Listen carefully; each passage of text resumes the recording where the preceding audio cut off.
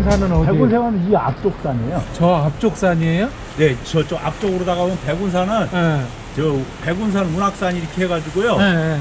저쪽 가평하고 연결돼 있는 거예요. 여기 이걸 얘기를 해줘야 되는데 이제 농암 김창엽이라고 하는 사람이 여기 와서 살았어요. 이제 요 일대 사는 거지. 이거를 응암이라고 하고 한글말로는 매바위고 이거를 자기 이름으로 여기다 농사 짓는다 그래서 농사 지을 농자에 바위 암자 농암, 그래서 자기 호를 농암 김창엽이라고 하는 그 유래가 된 바위예요. 이 양반이 왜 여길 왔느냐? 이 사람은 장동 김씨예요. 그러니까 안동 김씨의 이제 새로운 안동에 있지 않고 서울 이제 경화 거족이 되는, 지금 말하면 이제 청와대 옆에 군정동, 거기가 장동이라고 하는데 그 장동에 살았기 때문에 장동 김씨인데, 이 사람들이 여기 오게 된 이유가 있어요. 뭐냐면은 당쟁에 휘말리게 돼. 대표적인 당쟁이 뭐냐면 기해예송하고 가빈예송이라고 하는 게 있는데, 인조한테 아들 둘이 있었죠. 첫째 아들이 소현세자, 두 번째 아들이 복림대군. 근데 어떻게 돼요? 소현세자는 인조의 미움을 받아가지고서는 죽게 되죠. 뭐 복림대군이 어부지리로다가 왕이 되죠. 그 사람이 누구? 효종이 되죠. 효종. 인조 다음에 효종이 되는 거죠. 근데 그 효종이라고 하는 사람은 집안으로 보면 둘째 아들이지만 적통으로 보면 어때요? 첫째 아들이나 마찬가지죠. 그래서 효종이 죽었을 때, 현종 때죠. 현종 때 이 사람을 두고 어떻게 복을 입어야 되느냐. 인조의 둘째 부인 자의대비 조씨가 그 아들인 효종을 복을 입어야 된다. 그러니까 이제 삼배 옷을 입어야 되는데 복을 입는 게 달라요. 장남인 경우에는 3년 복을 입어야 되고 차남인 경우에는 1년 복을 입어요. 그거를 송시열 같은 사람은 왕통보다 가통이 우선이다. 이 사람은 두 번째 아들이기 때문에 1년 복을 입어야 된다. 이렇게 주장을 하고, 거기에 대해서 남인 쪽에서는 아니다. 이 사람은 왕통을 입어야 되기 때문에 또 3년 복을 입어야 된다. 이렇게 주장을 하는 거예요. 그래서 어떻게 이게 되느냐? 송시열이 이겨요. 서인들이 승리를 하게 되거든요. 그러다가 몇 년 뒤에 다시 가빈예송이 벌어져요. 그때는 누구야? 효종의 부인인 장씨가 죽었거든요. 그러면서 다시 또 자의대비가 어떤 복을 입어야 될 것이냐, 이런 논쟁이 벌어져요. 첫째 며느리일 때는 1년 복을 입어야 되고, 저기 이 둘째 며느리일 때는 9개월 복을 입어야 된다. 12개월이냐 9개월이냐 이럴 때, 그때는 현종이 조금 더 성장을 해가지고 어이씨 왜 우리 아버지가 왜 둘째 아들이야, 우리 아버지는 인조의 적등을 이었어, 그래가지고 왜 송시열 일파들을 전부 귀양을 보내요. 그래서 송시열과 같이 편을 들었던 사람들이 어떻게 됐느냐, 김창엽의 아버지인 김수항이라는 사람이 야 이거 이렇게 세상 살아서는 안 되겠다 그래가지고 이쪽에다가 은거지를 마련하게 되는 거예요. 그래서 다 일로 이사를 오게 돼요, 형들이. 그러다가 그 이후에 가빈예송이 지나고 나서 이제 현종이 죽고 그 다음에 숙종대가 돼요. 그러면서 또 당쟁이 벌어지면서 이 경신대출척이 일어나요. 경신환국이 일어나죠. 그러면서 이 사람들이 또 다 여기 있다가 중앙정계로 다시 들어가게 돼요. 그러면서 이제 이 사람도 과거에 합격을 하거든요. 중요한 직책들을 다 해요, 이 양반들이. 그리고 나서 다시 그 숙종대 두 명의 왕후가 있었죠. 하나는 인현왕후, 하나는 장희빈인데 인현왕후 밑에서는 자식이 없고 장희빈 밑에서는 소생이 태어나죠. 그 사람이 누구죠? 경종이죠. 그래서 그 경종을 왕세자로다가 책봉을 하려니까 송시열이 반대를 하는 거예요. 그러니까 숙종이 아니 이거 왕의 가정이래 왜 신하가 따따붙다 하냐 승질 나가지고 이 송시열과 김수항과 그 저기들을 전부 어떻게 돼요? 사약을 내려요. 그러니까 이제 드디어 김창엽은 안 되겠다 그래가지고서는 다 가솔들을 이끌고 다 일로 오는 거예요. 그래서 이 사람들이 이쪽에 머무르게 되는 거예요. 이게 어디라고? 바로 이동 앞에 보이는 매바위가 매바위. 여기 있었다라는 거예요. 그래서 이쪽에 이제 이 서실을 짓고 여기에 있었고, 주로 이제 요 앞에 이제 백운 계곡을 놀러 간다든가 백운사를 놀러 간다든가 이렇게 돼요.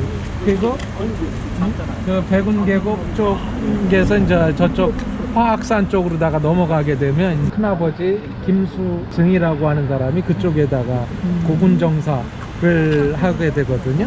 그래서 이제 이쪽에다가 김창엽과 관련된 그런 유적지들이 많다.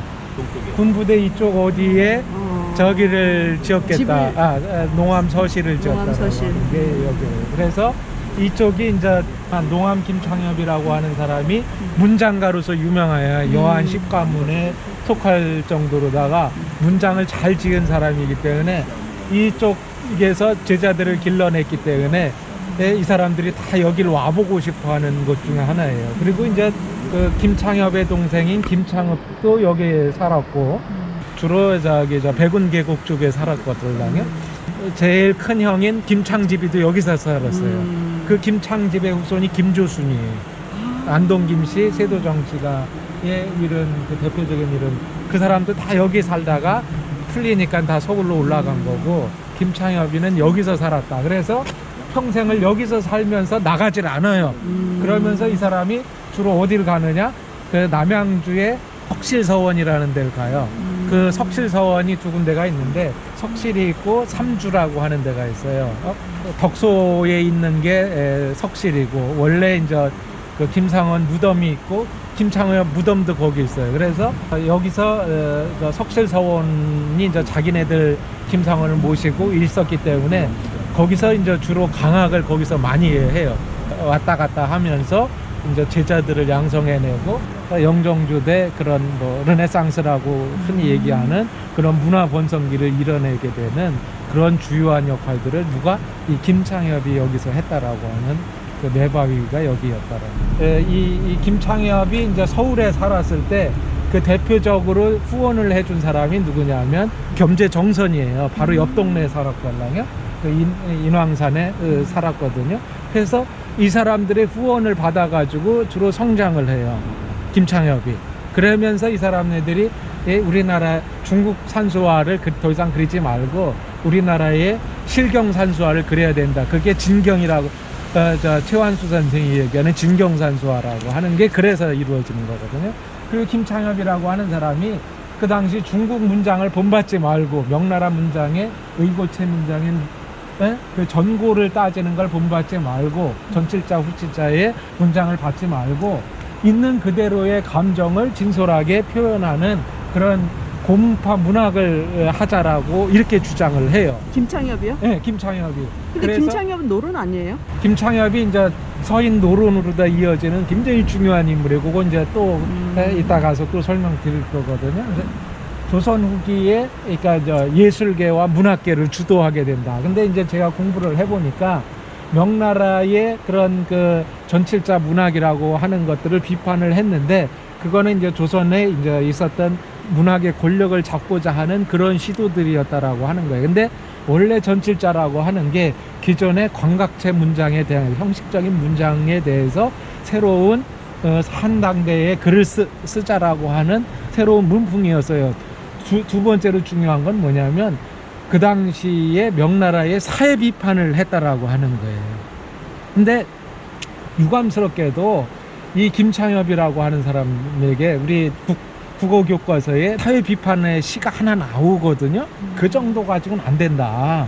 아주 세게 조선이라고 하는 사회 문제를 정확하게 찍고서는 비판을 해야 되는데, 오히려 이 사람들에게는 사회 비판에 보다는 어떤 개인의 감정을 토로하고 문장을 이런 식으로다가 잘 다듬는 멋들어진 문장, 이걸 이제 나중에 김창엽의 스승이 되는 창계 이명이라든가 조성기라는 사람이 비판을 해요. 너희들 귀족 집안의 자제들이 이렇게 문장 쓰는 거에 힘쓰면 안 된다. 오히려 더 제대로 사회 문제에 더 관심을 가져야 된다라고 주장을 하는데, 이 사람네들이 결국 갔다라고 하는 것들이 사회의 본질의 문제에 대해서, 특히 당쟁이 왜 일어나는가의 문제에 대해서 입장을 표명하기보다는 오히려 그런 쪽에 당사자가 돼가지고 오히려 조선사회의 근본적인 문제를 해결하고 내지는 그 문제점을